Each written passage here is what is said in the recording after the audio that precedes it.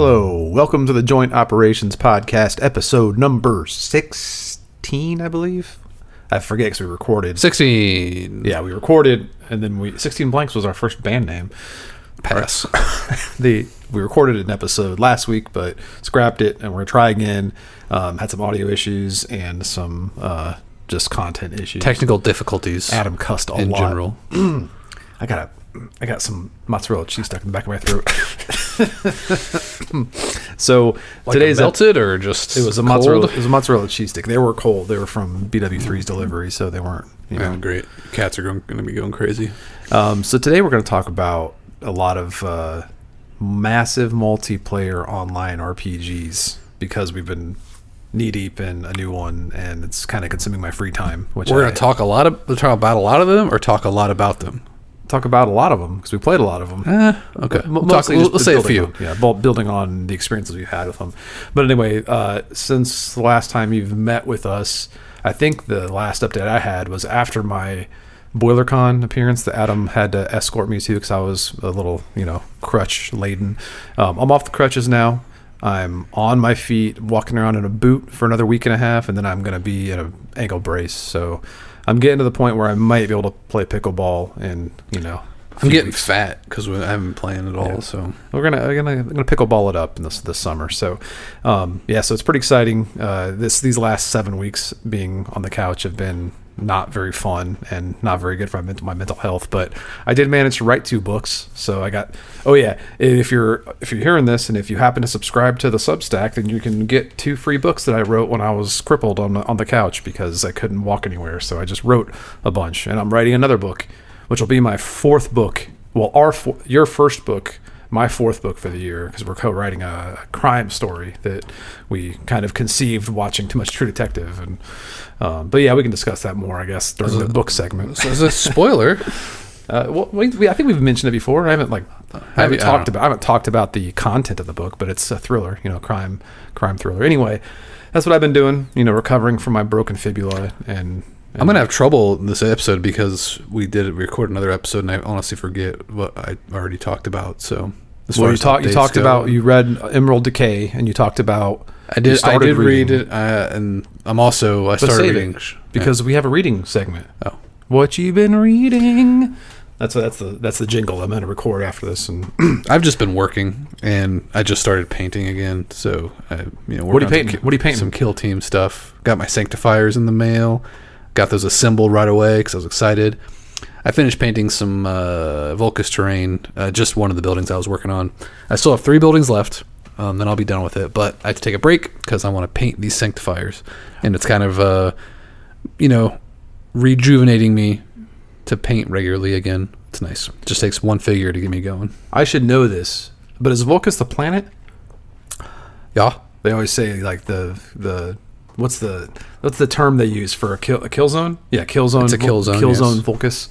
Because I know the Gallowdark is. I honestly couldn't tell you if I think it's the planet, but we'll say it is. We make an executive decision. That's kind of weird though, because it's kind of like it's probably the city, but it's like no, they'll just say we're attacking Earth, and it's just one of the cities on Earth. The city is Basilicus von Lucius, something like that. Oh. Yeah, I need to paint more. I have another box of Rattlings to put together, so I need to start modeling some more. But I think now that I can, I was putting off a lot of my hobby stuff because I felt like not being able to walk, I had to keep my leg elevated to avoid swelling and stuff. But now I can actually sit up straight. So I'm going to start putting together my Rattlings tomorrow on Easter, just because. Putting together your second set of them, you mean? Yeah, because I have the alternate.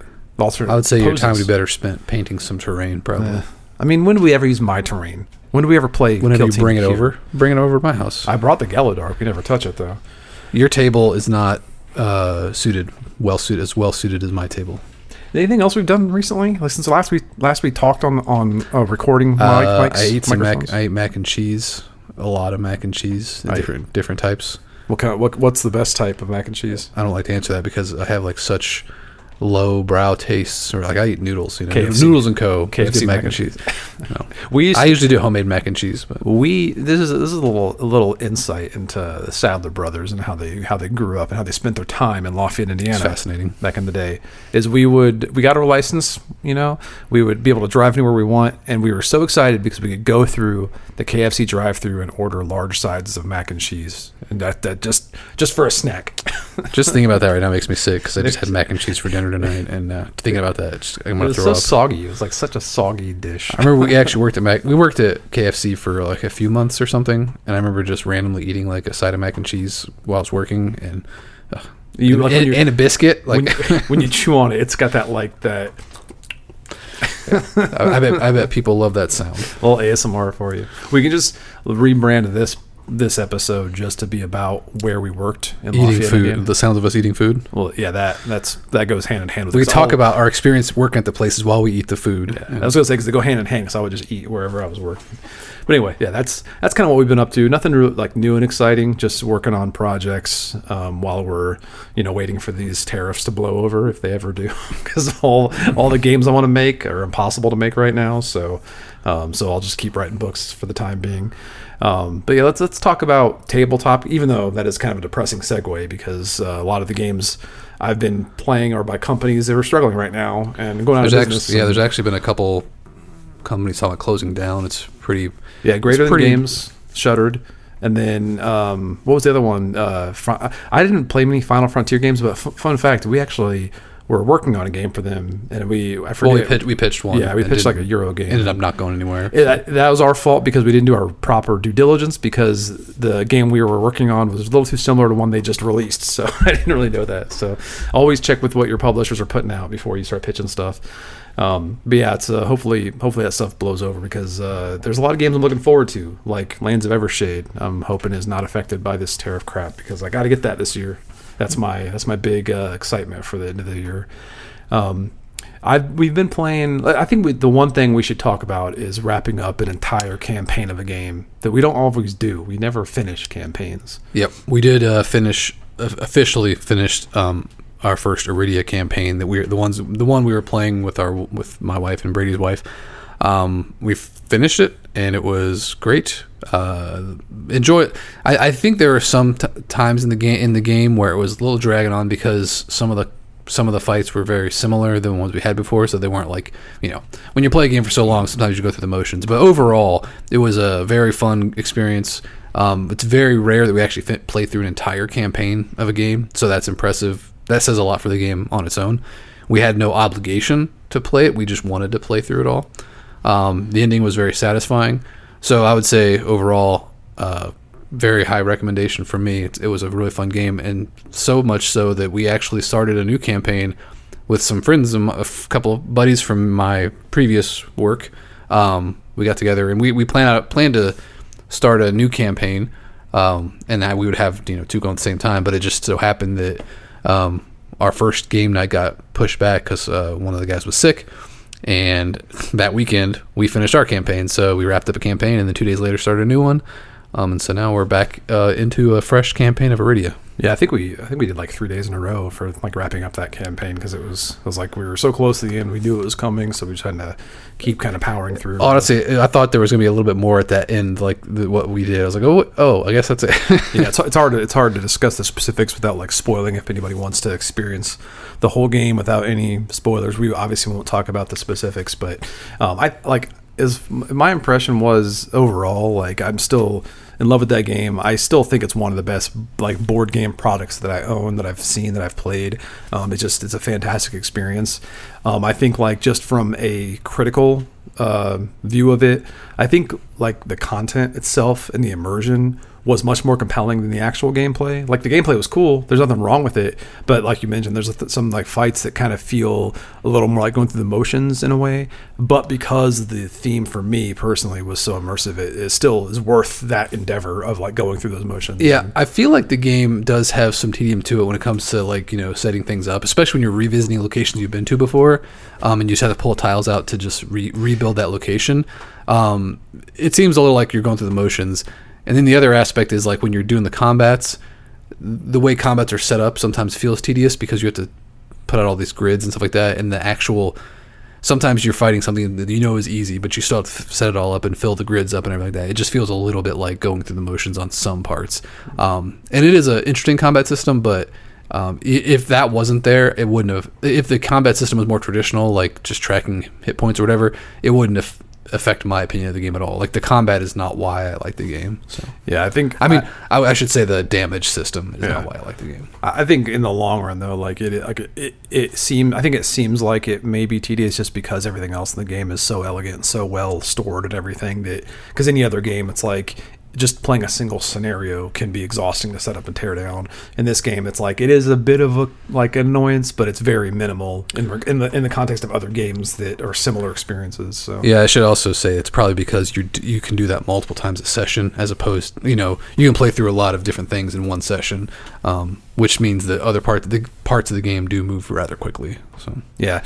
Overall, yeah, I'd also highly recommend the game, and I'm looking forward. I've already played like maybe I can't even say like maybe 20, maybe not even 20% when I was playing with my daughter. We played like a little bit. If you had like staged the game into acts, we got probably like through most of Act 1 playing together, maybe not even that, but it still felt like we got a good experience before she got burnt out on it.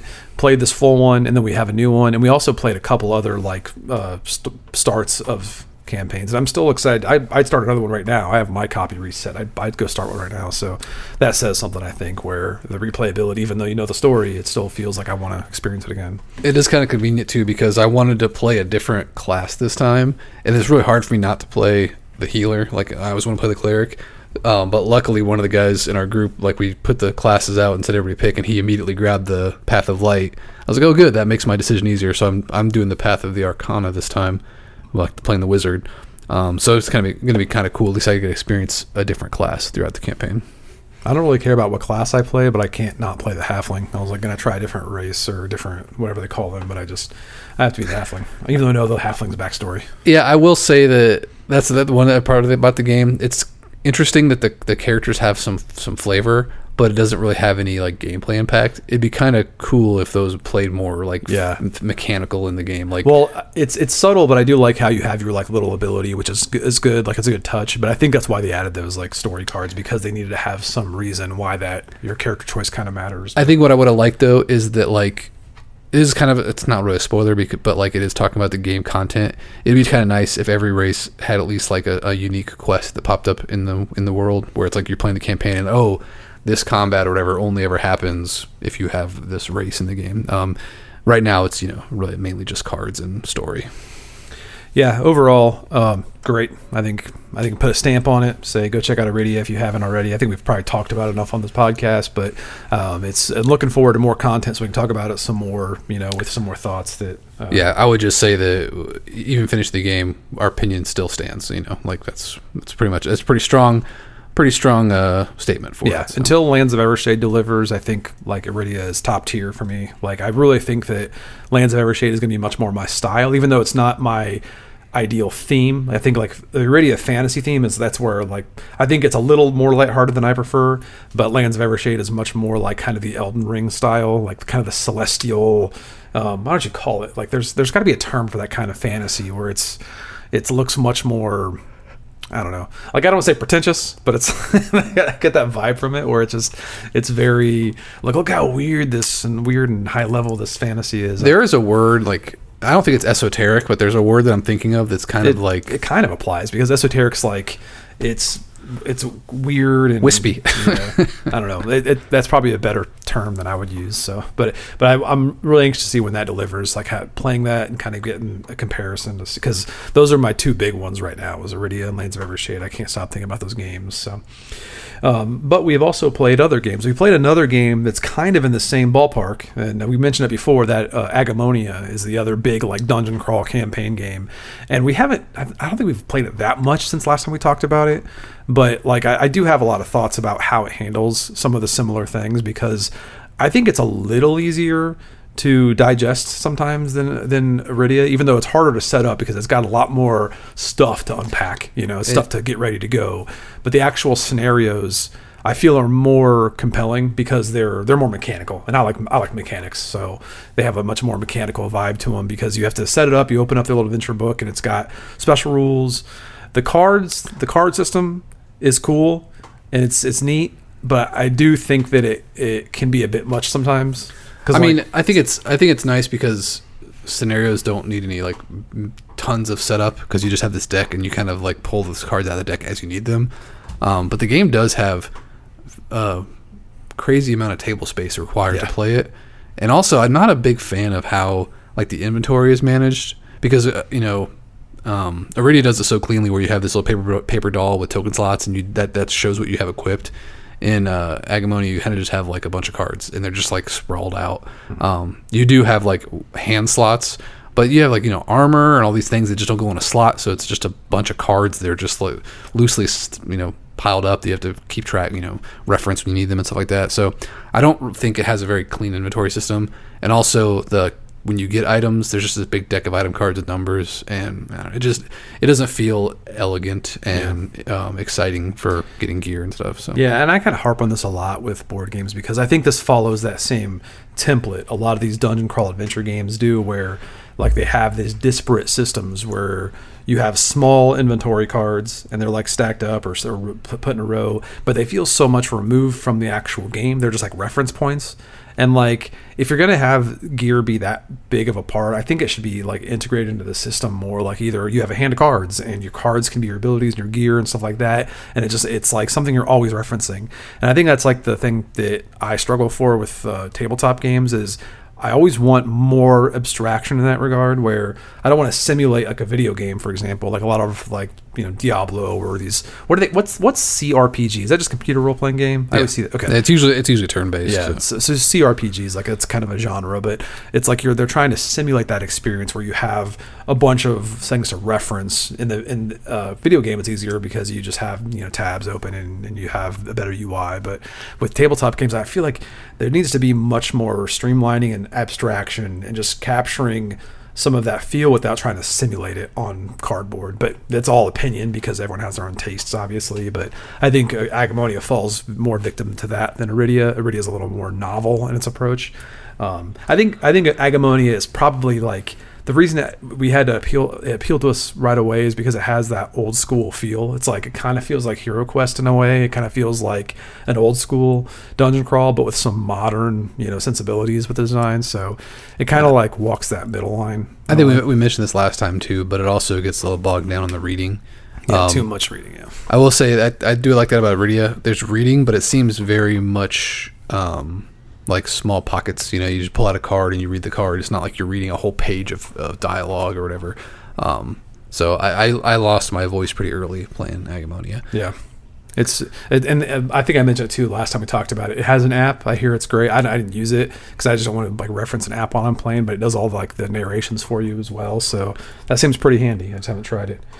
A couple other games I wanted to mention. I know like last time I think we talked about Elden Ring, and I played that a little bit. I have like 5 boxes though, and I've only played like the one, like half of one. I do like how the campaign system works because it's kind of like freeform where you just unlock scenarios and you can like do them in whatever order, and it has this kind of exploration and then combat and then like narrative encounters, and then there's like within combat there's like dungeons or like gauntlets, which are like wave-based combats.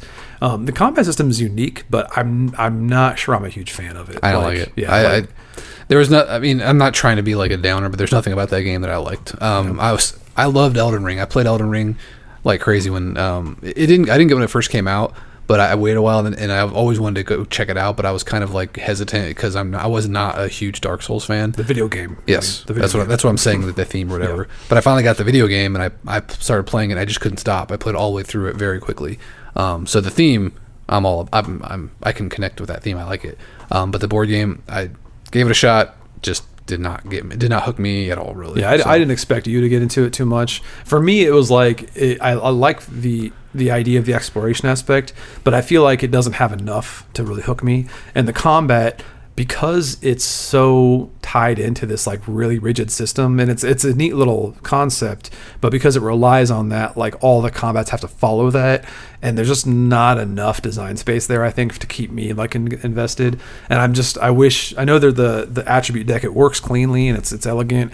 I just want some dice. I just want to roll some dice, and I think that would have solved my problem a lot. But I do think it deserves the good reviews it's getting. It's like the production's amazing, it looks incredible, and I'm really happy with how the presentation is and everything. I'm gonna try to finish the Weeping Peninsula and get my thoughts around it. But I think that's saying something. I think I'm compelled enough to keep playing and explore it more, because it's a very intriguing game. The other one we played, you didn't play much of it, but I've been playing solo and with my daughter. You played the tutorial of Aberration, which is a Kickstarter I got. It's from Ghostfire Games. The designer was Peter Lee, and I believe somebody else. I can't remember off the top of my head, but it's like this dark gothic fantasy tower defense game where you're playing as a group of heroes, and there's these eldritch monsters, coming from 4 different, all cardinal directions, and they're slowly marching into town, and you're going around. You have your hero, and you have a class you choose, and that contributes to these different types of tokens you get on your board, and you're slowly building your bag up and draw tokens out to do actions. So it's a cool little system. I just like the theme a lot. I think I think like the setup's a little more involved than I'd like, but the gameplay's pretty cool. I think it's still delivering right now on Kickstarter, but you should check it out. It's my honorable mention right now, because I'm still trying to get some more scenarios under my belt, but definitely a cool game. Yeah, I didn't have much to offer on that one because I only played the part of the tutorial. I don't even think we finished it. But that was the one where you pick a character and then you pick a class in that combination or whatever. I don't have much to add. Yeah, well, the intro too was like very scripted, very linear, and you didn't even get to like do the objectives and stuff. So it was mostly just showing you like how to roll dice and how to fight enemies. Yeah, but it seems like it could be a cool game, but I don't have I haven't played enough to have an opinion of it. So. But as you'd imagine, I haven't been spending a ton of time at the table. Like, I'm just now getting back on my feet. So I've been sitting in front of the screen, watching a lot of shows, writing a lot of books, and playing a lot of video games. And, we've talked about Marvel Rivals a lot on this podcast. We've been playing the new season with Emma Frost and her magnificent thighs. She's got some big thighs, yeah. She's also fun to play. Like, I didn't think that I'd have much interest in playing her, but I have that feeling with a lot of heroes in that game where I don't think that I like them, and then I try them, and they're pretty fun. Like almost every hero I play in that game is fun. If you haven't played that game, it's a fun game. I'm not a huge competitive shooter guy, but I love Marvel, and the gameplay is slick, and it's fun. But I play it with my morning coffee like every day, so I just play a few matches before work. It's a good way to enjoy my coffee in the morning. But what helps me enjoy a competitive game is low complexity, like low barrier of entry. And like you mentioned, I even have that thing where I never want to play even though I've been proven wrong before. And every time I play a new hero and learn them, it's like, oh, that was easy to learn. That's fun now. Even though I know that, I still don't want to play new heroes. Like, I didn't want to play Emma Frost, but after like just, a couple minutes in a match, I'm like, yeah, I kind of want to play her just for fun now instead of just doing this mission. So almost every hero I've played has had that same effect. So maybe I should actually try Venom sometime. I don't know, even though I just can't stand the guy. Venom's fun. That's one thing I like about that game. With some people hate battle passes in games. I actually really like them. I like having little objectives to do. And with that one, they have like daily and weekly missions, and some are like play specific heroes, do specific things, and it encourages you to try different heroes. So that kind of makes me try other heroes, and I find out that I actually like to play as them. Because strangely, like my favorite character in that game is Invisible Woman from the Fantastic Four, and I have no interest in that character. I never have. But she's a really fun healer. She's my go-to healer now. So. I'm the same way. Like, one of my favorite heroes right now is The Thing, and he'd probably be on my list of least favorite heroes in any format. I've just never cared about that hero at all. But in this game, he's just a blast to just do haymakers and pound people, and just super fun to play. So great game. Yeah, I just want them to add some dang PvP combat already. PvE. What did I say? PvP. Yeah, they already got plenty of PvP. Yeah, PV. I think I said PvE, but I didn't enunciate enough. But yeah, I know people always have their opinions about PvE modes never last in games. It's like, yeah, if they're done well, they will. There are plenty of examples of PvE modes done well. But I just imagine in that game, like, having scenarios where like sentinels are taking over a city and you have to group up with a team and take out a bunch of sentinels. That's awesome. That'd be so fun. Yeah, I think so. We also played. We were looking for a game to fill some time because we're still waiting for the Elden Ring Night Rain to come out. We're still waiting on. There was another game. Oh yeah, Towerborn. Towerborn comes out actually in a couple weeks, I think, or a week maybe. Next week, I think, because right now is the. Jeez, it's already the 19th. Is it next week or the week after? So it's in the next 2 weeks. It's the end of April. Towerborn is. Yeah, there was a couple like other like games we're waiting on, and we'll talk about one of them in a minute. But one surprised us, which was the Commandos, the new Commandos game, which was it's like a sequel. Commandos Origins. Yeah. So it's like a new one of the first in the line, and I think it's been like 12 or 15 years since the last one, but this one's like kind of back to the basics, back to the original formula, borrowing a lot from more modern games like Shadow Tactics. I forget what is that what that's called? Shadow Tactics? Yeah, I think that's a game. Yeah. So whatever that game was called, it's like the samurai version of this real-time strategy stealth game. Commandos is pretty cool. Like I grew up loving that game. I played so much of it as a kid when it first came. I always liked Desperados, the cowboy one. That one was cool. Like I think Commandos was a mid 90s or like late 90s. It was old. It was really old. I remember it was relatively new when I got into it, and I got the first two.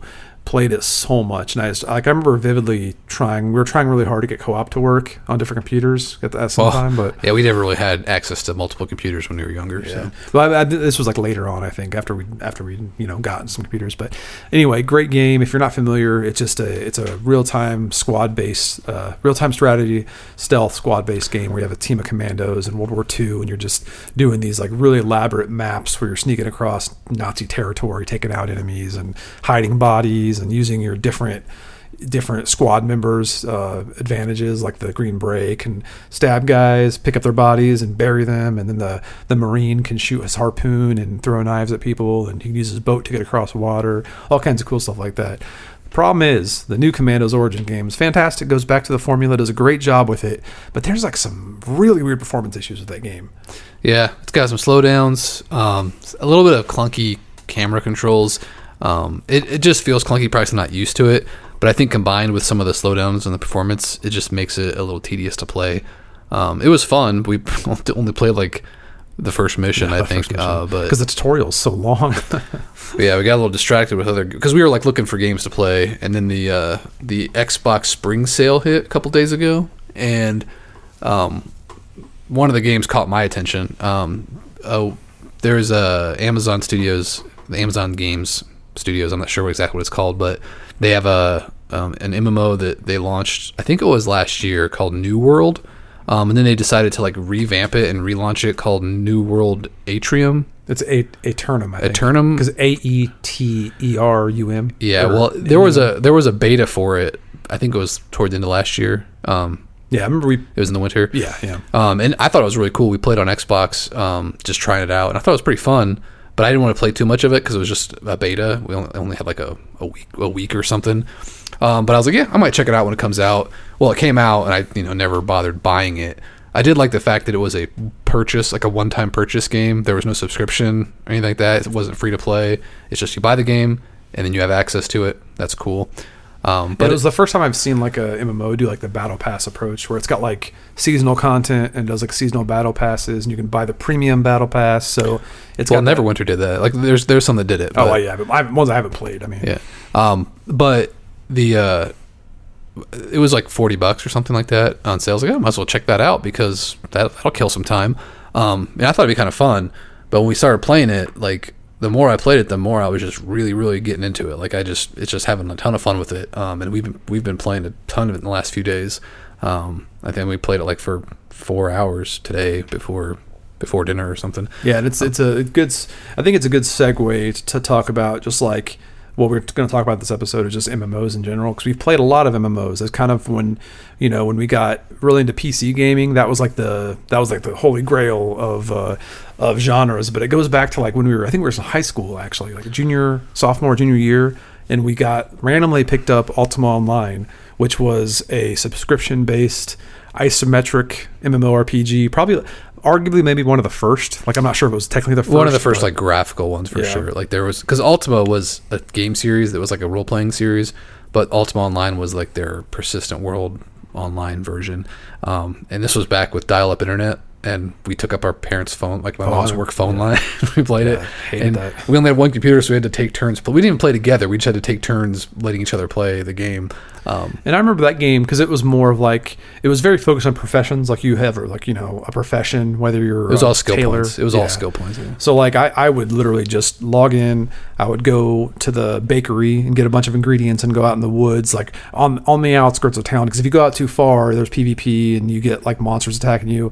And I didn't want to do combat. I would just bake pies, sit there on a log next to a campfire and drink wine and talk to people, like just do nothing really. It was a very cozy approach to the game, but I didn't really do anything except for bake stuff. We spent so much time also in that game just hanging around the bank with our characters in their underwear, like begging for money. And we thought that that's how you got ahead in the game. It's like, oh, this guy gave me 100 gold. And I was like, the amount of time we spent asking people for money, we could have just been out doing stuff, making money. But for some reason, I think that was our first like experience, like interacting with other players online in a persistent world. It was very new to me. So we were just like fascinated by the fact you could just ask people for stuff and they would give it to you. Funny, a couple funny anecdotes about Ultima Online is I remember one time, like we were playing with our neighbor and we talked our neighbor into buying the game. So we would play sometimes online with each other with them, but our neighbors, like they had like a more of a censored relationship with video games. So like their parents didn't want too much violence and too much gore.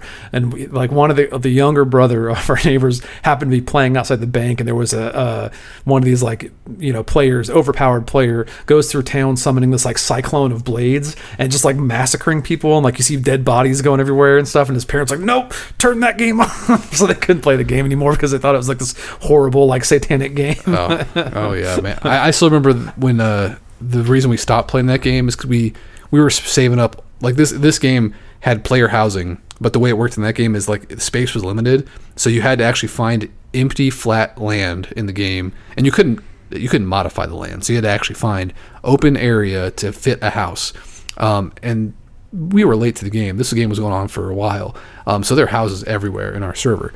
And so we finally saved up the money to buy a deed, and I don't know why we were so obsessed with getting a house, but we got enough money. And we pooled all our gold together and gave me the money. My character had the money. And I went and bought a house deed. And I was tasked with going to find somewhere to put the house. And so in this game, if you ever got killed, your character would just die and your ghost would go back to town, and all your stuff would be on your corpse. So you have to go find your corpse and you have to get all your stuff back. And so if you get killed by a player, they can take your stuff. Yes, but I was out in the middle of nowhere. I was like venturing so far out into the world, looking for anywhere where I could find somewhere to put this house down.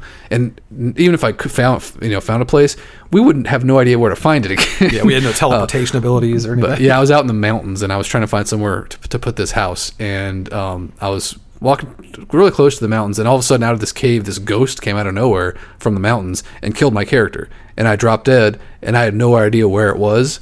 And so I just logged out, and we canceled our subscription and stopped playing altogether. But that was kind of like my first memorable experience about quitting an MMO. I just imagine some player randomly walking across like, hey, I just found a house deed. Cool. Bunch of mining equipment and a house deed. I think like we had a short like resurgence of that game, and like I remember talking about it at school, and there was like this popular kid who I never would have imagined playing video games, but like it came up and he was talking about how he played Ultima with his friends. I'm like, oh, I played that game, and he was telling me I should meet up with him, and I was like, I did, but like I went to his house and he had like all this money and stuff. I'm like, holy crap, how do you have all this stuff? Turns out he had like this macro system set up where he'd like macro his skills, and like he would just set his character doing something while he walked away in real life did something else. I'm like, how is that fun? Like that totally killed the whole experience for me. Like I'm not gonna play this game. This is stupid. Yeah, that game it's not a game I would enjoy anymore these days. Like it's all you just grinding skills. You have to go mine for hours and hours and hours just to become a master miner. Yeah. But yeah, so that was our first exposure to MMOs. So like I think there was a lull between there where that kind of like built up a lot of my expectations and like excitement about the idea of a persistent fantasy world. But it wasn't until obviously World of Warcraft came along. Well, before that actually, there was a little experience in a game called Final Fantasy Online. Was that before? Yeah, that was because we were living together in that little apartment. Oh, yeah. And it was for PlayStation, I think, when we had that. Wait, was it? I think so. Yeah, because Yeah. I mean, yeah, we had the PlayStation Online, the Sony, like. But I don't know if I might have played it on PC. I'm not sure. This memory is kind of fuzzy, but I do remember playing. I played it on PlayStation. I remember playing an elf white mage, and we fought we were fighting goblins on the beach or something. That's kind of what my main memory of that game was. We played it with our roommates. Right? I don't think they were roommates at that time. Were we living with Justin Mitchell? I don't know. But we played with them. I honestly forgot that was before. Yeah, that was very brief. But then years later, I decided to build my first PC because EverQuest 2 was coming out, and I really wanted to play it, but it required a pretty good PC. So I decided I want to make my own. So I consulted my friends who did this kind of thing, learned what I should get. I made the best PC that I could afford, and I played a High Elf Templar in EverQuest. I thought it was pretty cool, but I was kind of playing by myself. My friend Mitchell, who played MMOs, decided to do World of Warcraft instead, and I didn't. I thought that EverQuest 2 looked cooler. It was more fantasy, traditional fantasy. Yeah, better look. Was that EverQuest 2 or just EverQuest 2? EverQuest, the first EverQuest, I didn't play till years later, and it was very dated at that point. I remember EverQuest 2, like when I played as a halfling, I was like in love. Like I loved the look of that, and I didn't get too deep into the game, but I loved just like walking around Baubleshire. And yeah, they had lots of races and classes in that game, so there's lots of things you could play as, and it was cool. But like I said, I played it by myself, so I didn't last too long. And then I decided to I walked in on Mitchell playing World of Warcraft, and he was showing me some of the game. I was like, it looks kind of like it plays like. It had a better, faster gameplay than EverQuest. I was like, I'll give it a shot. So I bought it, and I made a human priest. And I still remember my first experience running around that Northshire Abbey, killing kobolds. And I was hooked. And I was like, this is what I wanted. So I got pretty deep into World of Warcraft, and I played it for a lot of months. I remember when that was like a standard thing in our early 20s. People were like, always say, "Oh, your brother lost a lot of weight." I'm like, "Yeah, he comes home, he just plays World of Warcraft, doesn't eat dinner, and just goes to bed." Like I felt bad. I was working at a health club, and I worked the front desk, and people would come in and ask me what classes I was taking because I was losing weight and stuff, and I'm like, "Yeah, I don't work out. I just don't eat dinner. I just play World of Warcraft." I take the priest class with. Yeah, World of Warcraft was a. But to be fair, I was also drinking Slim Fast for lunch because I didn't really want to bring my lunch to work, so or pay for lunch. Yeah, I was cheap. But yeah, World of Warcraft was like a touchy thing for me because I just hated. I'm a very antsy person, and I can't sit for long periods of time playing games. And almost all of our friends at the time, they would sit, and you guys could play all day, and I just couldn't do it. I had to go do other things. So I was always the one either feeling left behind because I couldn't keep up level wise with everybody else, or I would fall asleep in the middle of a dungeon because I just couldn't stay awake when I'm staring at the screen. So I always liked the game, but I disliked a lot of the. I'm a big lore person, obviously, and a big theme person. And with WoW, it was so goofy. Especially back when they first started, everything was jokey, and they'd have modern day jokes in there. And I didn't like that tone. So it was easy for me to find excuses not to play. But I did love playing my gnome rogue, and I still wish they'd bring that dang game to Xbox now that Microsoft has it. Honestly, they'd have to do something new for me. Now that I would still play it. Yeah, this is before we discovered this a new world, but we'll talk about that in a minute. I think WoW does still hold a good place in my memory. So I have qualms with it and everything, but it's still, I think it's a fantastic game, and it's obviously a big cultural monument to the genre. So still can't believe there's a subscription required to play that game, because they could make so much money with cosmetics and mounts and stuff in the shop. But I guess if they have so many dedicated subscribers, why change their model? But it still shocks me that people pay $15 a month to play that game. They keep that business alive. I think I will, before we get too much into the new world though, I will mention a couple honorable mentions. You mentioned EverQuest 2. That was a good one in my memory. Warhammer Age of Reckoning, that was such a cool. I love that game. Not only because it was the old world, but I vividly remember that town. What town was it when you started? Is it Middenheim or Maidenberg? I think it was. I honestly forget where it was. Yeah, just the architecture was so cool because they nailed it with those big, huge, crooked buildings. But like you'd go out into the wilderness, we were going to like take out some ghosts in this crypt, and you see this big, huge troll coming, and he's about to attack the town. Giant. It was a giant. Yeah. That was actually the first time public quests were ever a thing. Like that was the introduction of public quests into the MMO genre that I'm aware of. But you would just go around like doing quests. Usually in MMOs, your quests were confined to your group that you were in, and so if you tagged a monster, you started fighting a monster, nobody else could get credit for that monster because you're fighting it. But public quests were like, oh, this giant's attacking the town, everybody around is all cooperating to fight this giant that's attacking the village, and you all get credit for it. You get a big reward at the end. That was such a cool concept at the time. It really brought people together into some same event, and it's still a popular thing in games to this day. So yeah, the PvE system in that game was great too. It had like these regions, these territories you're fighting over, and you could like join PvP matches, and it's like little skirmish battles, and whoever wins gets like more territory control. And I don't think it was like well balanced or whatever, but it was a cool concept. And well, that was the biggest problem with the game in my opinion, because it tried to keep that as the focus of the game, and there wasn't enough like focus on dungeons and PvE content.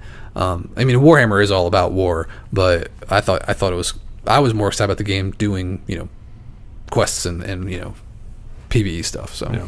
Any other MMOs I should mention before we talk about New World, because I think that's most of the big ones. I mean, there was one that was pretty impactful for me. It was WildStar Online, which was like the sci-fi World of Warcraft.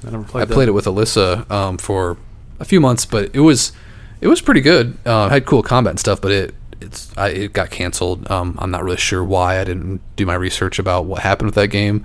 But do you remember Allods Online? Only vaguely. I remember it was that with Matt Bonnick or. Well, that was the first game Sarah and I played together, I think, because there was a picture on my Facebook profile, like gallery. One of my first pictures that's saved is like me, my character, and her character dancing in some cave or something, and I was like, "What's that from?" I was like, "Oh yeah, that's Allods Online." Weird. Man, that was a free game, right? Yeah, it was like a Russian or like some foreign studio. Yeah, I remember now. It was very much like a WoW clone, but like it played really clean, and it was pretty fun for what it was. You could be a cleric in it. That's cool. Yeah, I forgot. Druid, magician, warlock, crusader, cleric, sage, ranger, champion, scald, sure just a ranger, mechanic, heretic. Yeah, that was a weird game, but yeah, that was one that it sticks with me as well. There's been quite a few that I've played, but obviously MMOs, it's hard to stand out, and it's a tough genre to break into. But there haven't been enough like new ones out, the new big ones, and there is a new. What's the sci-fi Dune? There's a new Dune one that looks pretty cool, but it's Dune. Oh, that's the survival one, right? It's a survival, but it's an MMO. Yeah. But yeah, it's on a sand planet. There's some cool stuff where you go underground and everything, but it's very, very much Dune. Yeah, that wouldn't attract me. It's not exciting to look at. But anyway, yeah, so what we were talking about originally was a New World, like Adam mentioned. It was one that we'd played originally. And the theme, if anyone's not familiar with it, it's this kind of like weird approach where it's like colonial look, like New World America, but it's a fantasy version, so it's not trying to be historical or anything like that, but it just borrows some of those aesthetics, with the steel helmets and like the muskets and frontier life. Blunderbusses. Yeah. Is it blunderbuss? Blunderbussy. But yeah, it's interesting theme. They handle it really well too, because it has just a touch of this kind of like, colonial America, but it's also like fantasy enough where it's more, mythic and everything, but it needs races. Yeah. It needs more different people. The biggest problem I have with the theme is the fact that everybody's just playing human. Yeah. There's boring. There's not a big difference in player, what your player looks like compared to. You can't even change your body shape, really. Yeah. If we were playing, we'll go into the game in detail, but if we were playing the game as is now, and I was like a little gnome, like it'd be like a perfect game. It's just it'd be such a good experience. Well, maybe Blizzard can just take a note from this and be like, let's make World of Warcraft 2 like this. That would be a gold mine right there.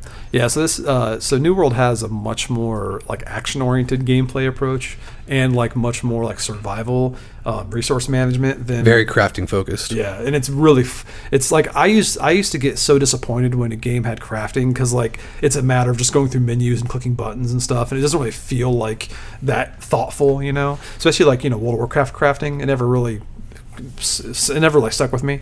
But the crafting in New World is great. I love how you can just run around questing. I'm like, oh, I'm gonna go chop this tree down, so I have some wood in my backpack for later. So it's just tons of accumulation of things, you know. And you get XP for like gathering resources, so it's another way of playing through the game. You can just go and be a crafting. Yeah, I mean, you have to fight for the quests and stuff, but the action focused combat is great because you only have a few abilities, but they're all active. So you're actively doing things. Like for example, I'm using a musket and a hatchet. So my musket has traps I can lay down and like a knockback shot, and then like a sticky bomb I throw at somebody, which is kind of weird. And then my hatchet has like I can throw my hatchet or I can do like this whirlwind attack. But it just always, even though like it's only a few abilities to manage, it just kind of feels very active, and the fact that you can swap between those two weapons builds or whatever is great. That's an important point, is the game doesn't have really classes. Every weapon has its own ability type, and you can have 2 weapons equipped at a time, but you can also just change that whenever you want. When you make a character, you do pick an archetype, like ranger or mystic or whatever, and whatever that archetype is, you start with those 2 weapons that fit that, and then you also start with certain crafting or gathering skills that make sense. So like for example, huge bonuses to your crafting skills. For example, my mystic starts with a life staff and a void gauntlet, and it has like tailoring and for making like light armor and stuff like that, and gathering for finding linen and herbs.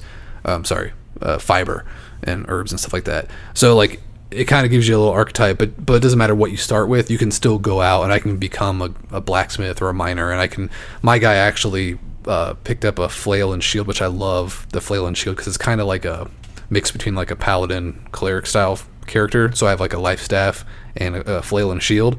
So when I'm out questing with Brady and stuff like that, I just have my shield and flail out, and I'm fighting frontline stuff as wearing my cloth outfit. It just feels really cool because you can kind of do whatever you want with your character, even though I do love classes in games. I mean, I probably would have preferred it with classes, but I think it's pretty well done. That's one thing I want to kind of talk about is the lack of classes, the lack of races, and like the way they handle just like kind of characters in general. Because this studio is actually doing Lord of the Rings MMO, which is, I forgot to mention that. Yeah, we should have mentioned that in D&D Online too, man. That was a huge one. Yeah, the Lord of the Rings Online was like a really memorable one because like first off, Hobbits. Hello, I can play Hobbit. It's great. Hobbit Burglar. And like we were playing with our friends when we'd like go off questing, but the instrument system in that game, you could just like go into a tavern and you all have your own little instruments. You can pull it out and just play music, and it just. We went to the Prancing Pony in Bree and just sat in the Prancing Pony and played our instruments. It was just like, this is so cool. Yeah, the gameplay wasn't like fantastic, but the immersion of that world and like the characters and stuff were really cool. But the fact that this studio is making Lord of the Rings MMO makes me really hope that they're just adopting a lot of the stuff they're doing, which would make sense. I mean, why wouldn't they? Because it seems to work so well. But if they can adapt a lot of the new world mechanics into Lord of the Rings, it's like the perfect marriage, I think, because I love the gameplay of New World. The theme is fine, but it's not like I'm not in love with it. I think it's cool and unique, but I would love the Lord of the Rings. And it is weird how much I am liking the theme in New World, not because I would choose it, but like as I'm playing it, I like my character. Like I really enjoy playing that character. And I think Brady mentioned it, like the action or the combat's like very action focused, but it also feels very quick. When you're out doing quests and stuff like that, you can just, I'm running around and there's like zombies chasing me. I just, swing my flail a few times and do an ability and they're dead. So it's not like you're caught up in combat for extended periods of time, which can get very tedious in MMOs. Yeah. I'll be the first to admit that. Like I was playing Neverwinter just for fun a few weeks ago, and that game, combat just drags out. I'm like, there's no reason this combat needs to take this long. But the cool thing is... That's one remarkable thing I was going to say about New World, is because somebody like me who finds anything to pick apart about an MMO, like I will say right now, I have not found a single thing about the New World that's tedious. Like it just, they nailed the pacing of the game. The map is kind of tedious. Well, that's I think that's because it's probably native to PC. They like, if you're using a PC, it's probably a lot easier. But with the 2 joysticks, they could probably be a little better. But yeah, like aside from that one little performance thing, like there's just no gameplay things that are tedious for me at all. It's just they really have a great rhythm to the game. Like you hop in and you always have things to do, whether it's like doing jobs for the job board, which makes it feel like the Stardew Valley Community Center, where you're doing like you're just collecting things to put into the bucket. That's what it feels like with doing these community board events. You do level up in regions as well. So like when the more quests you do in a specific region, you like level up in that region, and so you can like increase your standing with the factions there, or you can increase your storage in that city, things like that. So it feels like you're always making progress on different things. And another thing about combat not being tedious is the fact that you do have 2 weapon sets that you have at all times, and when you're fighting, you just press Y or whatever button you're using in the controller, and you swap weapons. So you can, if I'm in combat, and you're like about to die, I can switch to my life staff and heal you real quick, and then go back to using my flail again, really easily. So it's very smooth. And to carry over how I said combat's kind of quick, the nice thing is when you go on these things called expeditions in the game, which is their version of dungeons, and that's always like my favorite part of MMOs. I love going and doing dungeons. We did one today, and wow, it was so fun. Like, we did it with only 3 of us. You can have a party of up to 5, but we just had 3 of us, and we flew through it. But it was still challenging. Like, there were a couple fights where one of the guys almost died.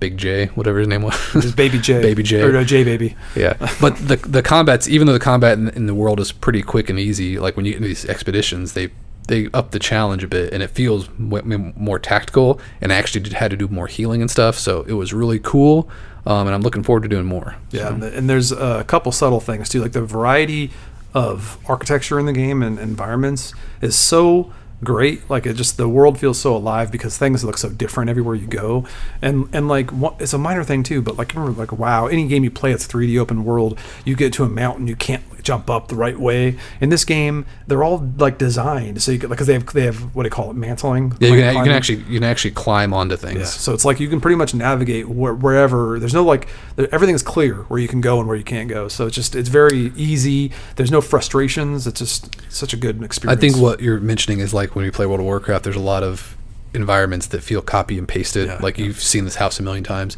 This game feels like the environments are handcrafted and they all feel natural. Like they feel like you're actually walking through a real world.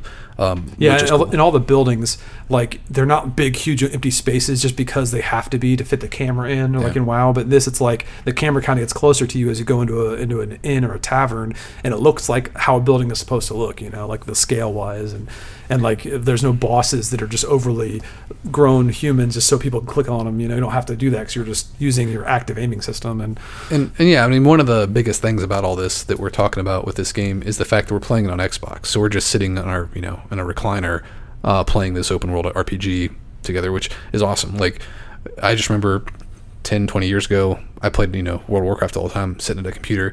I couldn't imagine having that kind of experience just on my couch, which is awesome. Like, I want more console experiences like that. So I'm glad that it seems like it's doing pretty well, and I hope to see more games like that in the future. Is it Amazon Game Studios, right? I know it's Amazon Games. I'm not sure. I think it's Amazon Game Studio. Whatever they need to add knives to fight with, because they have skinning knives, but I need a knife. You mean daggers? No, I prefer a knife. I'll take a dagger, but I prefer just a big buck knife. I want to be a frontiersman with a musket, and then I pull out my buck knife and stab people with it. And from what I've read online, it seemed like daggers were in the game previously or in a previous build, but they were removed. But people want them really bad, and they've stated that they're working on the next weapon, and it's something people want. So I'm assuming that maybe it's coming. I think the flail and the shield was the last new weapon they added, and boy do I love it. Like, it's my favorite thing in the game right now, weapon-wise. Yeah, they need to do that. They need to add halflings or gnomes or something, and they need to continue doing this with Lord of the Rings. I'm sure it's the plan, because I can't imagine them straying too far away from what's working, because the system is great, but I just want to see the Lord of the Rings do it too. I really hope that Project Baxter that Starbreeze Studios is doing, the D&D open world game, feels similar as well, because I would, if this game was in the D&D setting, it'd be perfect. Like, it'd be my favorite game ever, probably. If I could play as a cleric and D&D. Yeah, so everybody go pick it up, because it's to support that game, so people know that's what people want, because it's fantastic. Yes, Amazon needs your money. Well, not necessarily that studio, maybe. I guess Amazon Games needs to show that it can make good games, because otherwise they'll get laid off like the rest of the studios out there. But yeah, check it out. It's great. We'll put a bow on that one, because it is a high recommend from the Sadler brothers. And then we're going to move on to listener questions, or do we go to what we've been reading and watching? And because we have one listener question, which we can address. We'll do that. So there was a question about when people can expect to get a Malice of Light themed Heroes of Terranoth, or whatever you call it, the venture card game we've done. And it's ironic because anybody who follows my social media might have seen me share a little teaser image of Mullane, the half-orc ranger. I'm commissioning art slowly but surely because we do want to make some games, especially based on the Malice of Light, because we love fantasy. We got some fantasy games, and that's a big, juicy fantasy setting. So nothing to say, concrete, but that would be a good idea, wouldn't it? So I mean, we actually had a previous design for a game called Heroes of Aetha that we were prototyping. But every time we go back to Heroes of Terranoth, there are just so many things we want to do differently. Because a lot of things were kind of done in development that were, not our first choice. But as games evolve, sometimes they just change. But I think the game's so old, we've done so many things since then that there's a lot of things we would like to do differently. I mean, there's simple things like there is player elimination in Heroes of Terranoth, and I would never do that these days. And and a lot of those too were made after we handed off the game. We don't have control over development, so some of those decisions are made away from our purview. It's not like they call us up and say, "Hey, are you okay if we do this?" No, it's like we handed the game off, and they do whatever they want. So. But it's funny too because while like you said, we have this build of Heroes of Aetha, and I think I'm pretty confident it could be what we want it to be. We just haven't pushed it over the finish line because we'd need a publisher, and we haven't shopped that one around. But it's funny because we're doing a much more simplistic, smaller card game currently that's scaled back, so it's more simple than Heroes of Terranoth. And we also have a bigger, more robust, like full blown board game in the Malice Light setting. So we went both opposite directions, smaller and bigger. We just haven't done that middle road, which is Heroes of Terranoth, but it's there. But I think regardless, I'm getting this art together because I think there's something to do with it there. I want to promote my books. I want to have that as a marketing tool, but also it's a way to do more games because we haven't done games in a while. I mean, we've done games, but kind of just on the back end. I'd rather get more serious about it. But yeah, anyway, let's go on to what we've been reading because I've only got a couple small things to talk about. I've been reading a lot of my own stuff, editing, which is done reading my stuff. And then Adam wanted to write a book, so I'm working on that right now, doing a lot of rereads of that. But because we're working on a crime book, I picked up one for some inspiration. It was recommended to me, The Whisper Man by Alex North. I've been reading that. It's going to be a Netflix movie or show, I forget, with Adam Scott and Robert De Niro, and I forget who else was in it. But interesting story about a serial killer that whispers at the window and tries to lure kids out of their house and stuff. But I'm digging it. It's given me the right mindset for writing a crime thriller. You reading anything? I read one of your small books, the Emerald Decay. That was a quick read because it was a small book, but I enjoyed that. I started reading in short order, but I got distracted from doing some other stuff. Like my Sanctifiers box came in, and I was reading some background about the Sanctifiers, which, man, am I into that kill team? I think I should have mentioned this. I don't know if I mentioned this because I think we talked about it in the technical difficulties episode, but I got the new Blood. Well, you talked about painting it earlier this episode, but yeah, is it Blood and Zeal? I think it's called Blood and Zeal, right? It's the new kill team expansion with the Sanctifiers kill team and the Goremongers. So I was reading a little background on that, and the Sanctifiers are like, I probably mentioned it before, but it still blows my mind that the Rattlings were the first expansion for this new edition to Kill Team that has co-op rules, and then the second expansion is the crazy Inquisition, Sanctifiers kill team that's perfect for me. And the third one is a big co-op one that's going to be against Tyranids, and my wife loves Tyranids too, so maybe she'll paint those for me, but she thinks that she played Tyranids in that old Shadow War Armageddon game, which was a cool game. That's off topic. But yeah, read a little bit of their background, and I need to get back to finish that short order book because it's in short order. In short order. Read it in short order. That's one. Like it always. I I always, what do you call it? Get in that trap where I'm like, yeah, this is my favorite book I've written, but every time it's like the most recent one you've written is your favorite. I think Relic Myers, The Rhythms of Ruin is still one of my all-time favorite books. Just like, not even just that I wrote, but just to read. But I think In Short Order is up there with it, like maybe second place. First off, it's just super cozy. Nothing too high stakes going on, but it ties in really well with the greater Malice of Light series. So, and it's also free. So go check it out. Go to bradyjsadler.com and pick up a free copy. Or if you're a subscriber on Substack, you'll be getting the notifications anyway. So check it out. What do you got to lose? Yeah, you can't lose anything except for you could get addicted to it and buy more of my books. That would suck, right? Books are cheap. Books are cheaper than games, that's for sure. Now, reading, I've been like lazy on because I've been focusing too much on my own stuff, but I've been watching a ton of stuff. White Lotus I started recently. Not awesome. People love it. It's not bad, but season 1, I'm sure it gets better, but season 1's just like, it's fine. I don't know what the hype is, but maybe by season 3 I'll get what everyone's raving about. So season 1's almost done. Watched some of the studio. I think I talked about that before with Seth Rogen's new show. Again, fine. It's got awesome reviews, but I was like, it's good. I love Seth Rogen. I think it's got a great structure and everything. And it's got some cool celebrity cameos. But I think coming off of my True Detective spree and like watching Better Call Saul on loop and watching Severance on repeat, I've got higher standards now or something. I don't know.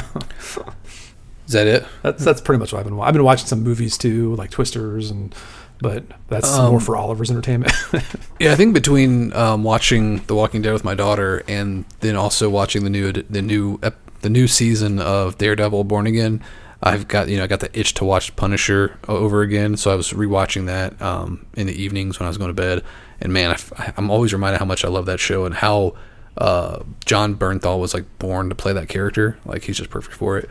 I saw somebody say online that he yells too much. They said they like Dolph Lundgren better from the 80s. And like I can understand somebody not liking the high energy that Bernthal brings, but like even if like that wasn't for that character, read the comics. Dude. Yeah, it's like that it's like a different medium where like you can't like experience that what do you call that temper on the page, but like I think you need that for that type of character on the screen. You have to have that sort of energy.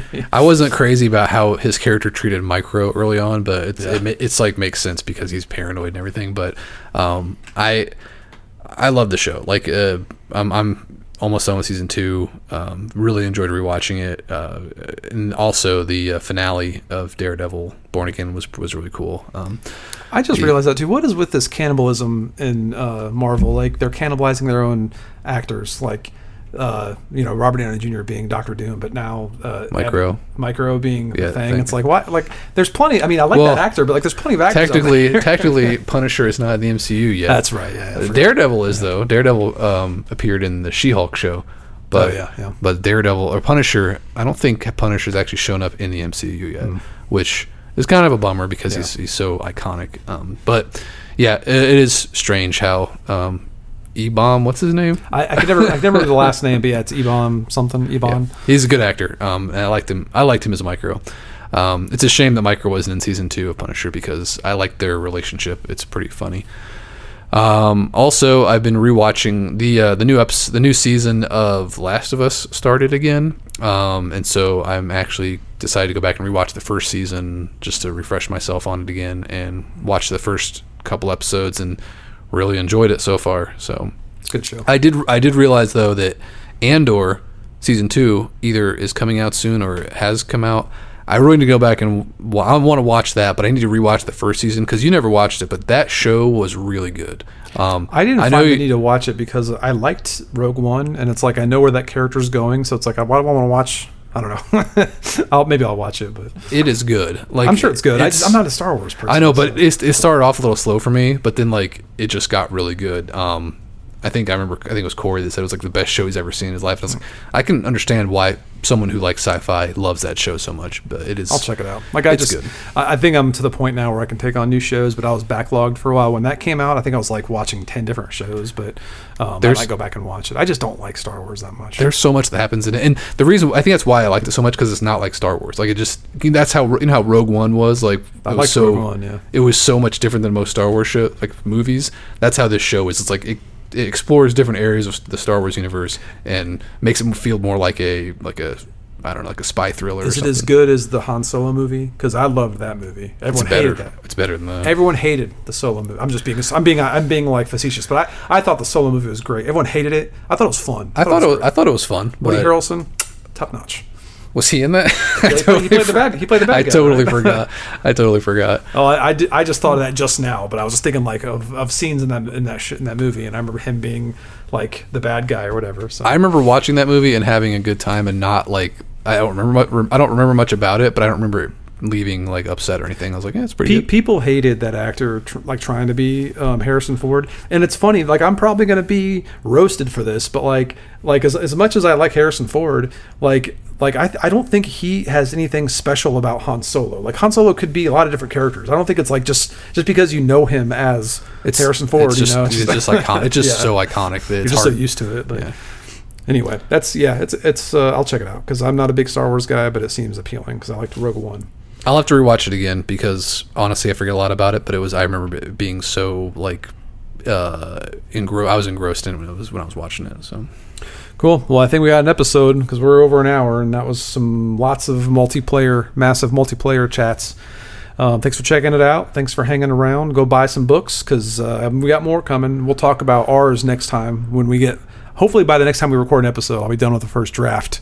And it'll be totally done. Yeah, we'll see. Adam has to make sure my work is on point. I have to write the end on it.